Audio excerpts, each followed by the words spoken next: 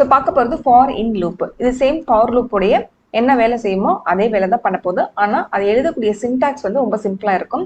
So எப்படி use பண்ணுறதை பார்க்கலாம். அண்ட் இது எதுக்கெல்லாம் பயன்படுத்தலாம்னா அரே கான்செப்ட்டுக்கும் ஆப்ஜெக்ட் கான்செப்ட்டுக்கும் இது மெயினாக வந்து யூஸ் பண்ணுறாங்க. ஃபர்ஸ்ட் வந்து நம்ம ஒரு ஆப்ஜெக்ட் வந்து கிரியேட் பண்ணிக்க போகிறோம்.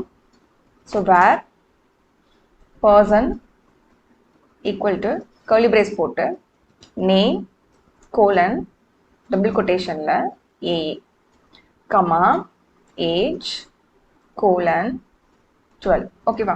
இப்போ இது ப்ராப்பர்ட்டி, இது வேல்யூ, இது ப்ராப்பர்ட்டி, இது வேல்யூ. இது ப்ராப்பர்ட்டின்னு சொல்லலாம், இல்லை இது என்ன சொல்லலாம், கீ அப்படின்ட்டும் சொல்லலாம். ஓகேவா? அடுத்தது நம்ம கெட் பண்ணுறதெல்லாம் லூப்ல ஒவ்வொன்றா கெட் பண்ணி நியூவா ஸ்டோர் பண்றதுக்கு நியூவா ஒரு வேரியபிள் வந்து கிரியேட் பண்ணிக்கலாம். வேர் ரிசல்ட் அப்படின்னு ஒரு வேரியபிள் கிரியேட் பண்ணிட்டு எப்பவுமே வந்து இதை எம்டியா விடக்கூடாது. ஓகேவா? டபுள் கொட்டேஷன் கொடுத்தோம் அப்படின்னா ஸ்டார்டிங் வேல்யூ வந்து அன்டிஃபைன்ட் அப்படின்னு போயிடாம எம்டியா இல்லை அப்படின்றத குறிக்கும். இது சின்டாக்ஸ் எப்படி இருக்கும்னா கீ கின் ஆப்ஜெக்ட் இப்படிதான் இருக்கும். ஓகே, இதுக்குள்ள கோடை வந்து நம்ம ரைட் பண்ற மாதிரி இருக்கும். ஸோ இந்த கீ இருக்கு இல்லையா, இதுக்கு பதிலாக நம்ம லோக்கலா ஒரு வேரியபிள் கிரியேட் பண்ணணும். அதுக்கு வேர் ஐ. ஓகே, இன் அப்படின்ற இந்த வேர்டை போட்டுட்டு ஆப்ஜெக்ட் உடைய நேம் என்ன, பர்சன், அதை போட்டுரும். ஓகேவா? கீ மட்டும் உங்களுக்கு பிரிண்ட் பண்ணி காட்டுறேன். So console dot log of i plus போட்டு நியூ லைன் கொடுத்துக்கிறேன். நேம் ஏஜ் இந்த ரெண்டு கீயும் நம்மளுக்கு என்ன ஆயிருக்கு, பிரிண்ட் ஆயிருக்கு. அந்த கீ பிளஸ் அதில் இருக்கக்கூடிய வேல்யூஸ் நம்ம பிரிண்ட் பண்ண போறோம். ஸோ இந்த பர்சன் நம்ம யூஸ் பண்ணிக்க போறோம்.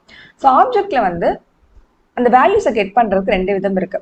பர்சன் டாட் நேம் அப்படின்னு சொல்லி போடலாம், இல்லை பர்சன் போட்டு ஸ்கொயர் பிராக்கெட் போட்டு உள்ள நம்ம அந்த ப்ராப்பர்ட்டி நேமை கொடுக்கலாம். பட் இங்கே ப்ராப்பர்ட்டி எதை குறிக்குது, ஐ. ஸோ அதை தான் நம்ம ஸ்கொயர் பிராக்கெட்ல போட்டுக்க போறோம்.